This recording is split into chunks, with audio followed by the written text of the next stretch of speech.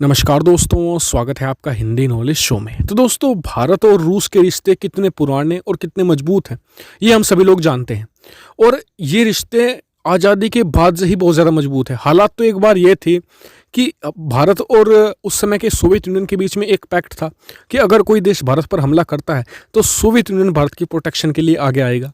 उसके बाद जब सोवियत यूनियन का विघटन हुआ तो रूस ने भारत को हथियार भी प्रोवाइड किए। जब हम पर प्रतिबंध भी लगे थे, मतलब कि पश्चिमी देशों ने प्रतिबंध लगाए थे हम पर परमाणु परीक्षण के लिए, यूनाइटेड नेशन ने प्रतिबंध लगाए थे, तो उस समय रूस और फ्रांस दो ऐसे देश थे जिन्होंने हमारी बढ़ चढ़कर मदद करी थी। और इसमें भी रूस अव्वल था, हमें हथियार प्रोवाइड कराता रहा, सुखोई लड़ाकू विमान प्रोवाइड करवाता रहा।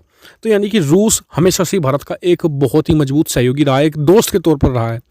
लेकिन हाल ही में भारत ने एक ऐसा फैसला लिया है जिसने इस दोस्त की बहुत ज़्यादा नुकसान करा दिया है, और वो भी ऐसे समय में जब रूस एक तरीके से जो आर्थिक उसकी मतलब की अर्थव्यवस्था है वो बहुत बुरी हालत में है, क्रैश क्रंच से जूझ रहा है। रशिया, उसके पास पैसे नहीं है, उसका तेल नहीं बिक रहा, ना ही कोई हथियार खरीद रहा है, क्योंकि उसका जो मेजोरिटी स्टेक हथियारों का बेचने का है, मतलब कि सबसे बड़ा हथियार खरीदार देश है भारत, उसी ने उसकी बैंड बजा दी है।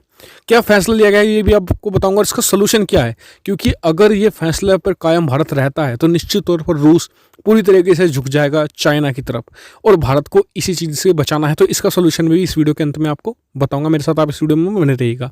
चलो दोस्तों, वीडियो को हम शुरू कर लेते हैं, लेकिन उससे पहले अगर आपने चैनल को सब्सक्राइब नहीं किया तो जरूर कर लीजिएगा। ऐसी बहुत सारी डिफेंस, फॉरेन पॉलिसी और फाइनेंस रिलेटेड पर डे आपको 3 वीडियो मिलती है।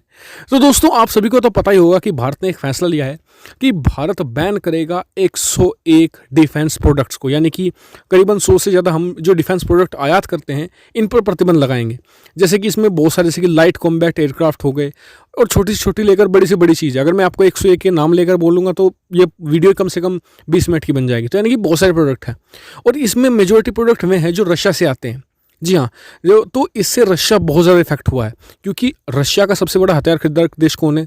भारत। और भारत ही अगर विदेशों से आयात हथियारों पर प्रतिबंध लगा देता है तो इससे बहुत बड़ा इफेक्ट पड़ता है रशिया को। रशिया को हालांकि एक मामले में छूट है कि वो भारत को बड़े लड़ाकू विमान सप्लाई कर सकता है, लेकिन इशू यहाँ पर रशिया के लिए भी है कि वो भारत को लगातार मना रहा है कि भारत उससे सुखोई Su-57 खरीद ले, या फिर भारत उससे MiG-35 खरीद ले, या फिर Su-35 ही खरीद ले। लेकिन दिक्कत यह है कि भारत अभी नहीं चाहता कोई रशियन लड़ाकू विमान, क्योंकि रूस जो हथियार भारत को देता है वो चाइना को देता है, इसलिए भारत को, और भारत की जो पॉलिसी है वो चाइना सेंट्रिक। तो यानी कि पूरी तरीके से रशिया बाहर होने वाला है भारत के डिफेंस मार्केट से, और ये बहुत बड़ा झटका होगा रशिया के लिए। अभी मुझे बताइए कि भारत के बाद उसका सबसे बड़ा डिफेंस एक्सपोर्टर कौन है? वो है चाइना। और खबर ये है कि अगर भारत इस फैसले पर बना रहता है तो पूरी तरीके से झुक जाएगा चीन की तरफ रशिया, और ये भारत के लिए बहुत बड़ा इशू बनकर सामने आ सकता है। भारत इसी चीज़ से बार बार बचता रहा है। तो अब इसका सोल्यूशन है क्या? देखिए, सोल्यूशन तो ये है कि अभी भारत खरीदे रशिया से बड़े एयरक्राफ्ट, जैसे कि MiG-35 हो गया, Su-57 हो गया, कुछ लिमिटेड नंबर्स में, जिससे कि उसकी रशिया की सेल हो, उसकी मतलब कि भारत के साथ लिंक बना रहे। लेकिन आपको बता दूं कि हथियारों की खरीद फरोख्त भी एक शॉर्ट टर्म, भारत और रूस के मामले में शॉर्ट टर्म इफेक्ट पड़ेगा। क्यों? क्योंकि अगले 10 साल के अंदर भारत ऑलमोस्ट सारे हथियार बनाने वाला है। अभी तो 101 पर बैन लगा है, लेकिन आप देखिएगा अगले 10 सालों के अंदर भारत F-22 रैप्टर से लेकर Su-57 जैसे हथियारों तक सारे हथियार बनाने वाला है। जैसे कि हमारा F-22 रैप्टर जैसा हथियार बनने वाला है जिसका नाम है एमका। इसके अलावा जो B-2 बॉम्बर जैसे ड्रोन बना रहा है भारत, जिसका नाम है ओरा। यानी कि भारत के बहुत सारे प्रोजेक्ट ऑलरेडी चल रहे हैं। यानी कि ये एक शॉर्ट टर्म इफेक्ट है। लॉन्ग टर्म क्या है? भारत की लॉन्ग टर्म स्ट्रैटेजी ये होनी चाहिए कि रशिया को एक इकोनॉमिक तौर पर थोड़ी सी पावर दी जाए, और साथ ही क्योंकि एक समृद्ध बनाने की कोशिश की जाए रशिया को, क्योंकि एक समृद्ध रशिया ही चीन पर प्रेशर बना सकता है लंबे समय तक।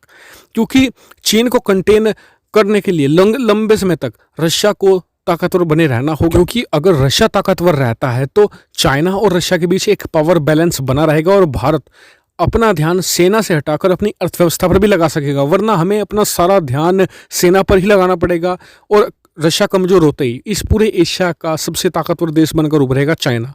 भारत को ये बिल्कुल नहीं होने देना है। भारत को पावर बैलेंस बना के रखना है बिटवीन चाइना एंड रशिया, और इसके लिए भारत को इस चीज़ का ध्यान रखना है कि चाइना रशिया की मजबूरी का फ़ायदा ना उठा पाए। जो उस पर सैंक्शन लगे हैं उसकी जो मतलब कि रशिया पर प्रतिबंध लगे हैं उसका फ़ायदा ना उठा पाए चाइना, क्योंकि रूस का फ़ायदा उठाकर चाइना एक सैन्य शक्ति बन सकता है, क्योंकि आज की तारीख में चीन के पास आर्थिक शक्ति तो है लेकिन उसके पास सैन्य शक्ति उस लेवल की नहीं है, उस क्वालिटी की नहीं है। लेकिन रूस का इस्तेमाल करके वो इसे बन सकता है, जिससे कि फिर वो पूरे एशिया में अराजकता फैला सकता है और भारत के लिए एक बहुत बड़ा सरदर्द बन के सामने आ सकता है। तो इसलिए भारत को अब रूस से हथियार की जगह उसके साथ आर्थिक टाइज हैं जो उसके वो बढ़ाने चाहिए, जिससे कि दोस्त हमारा बना रहे रशिया।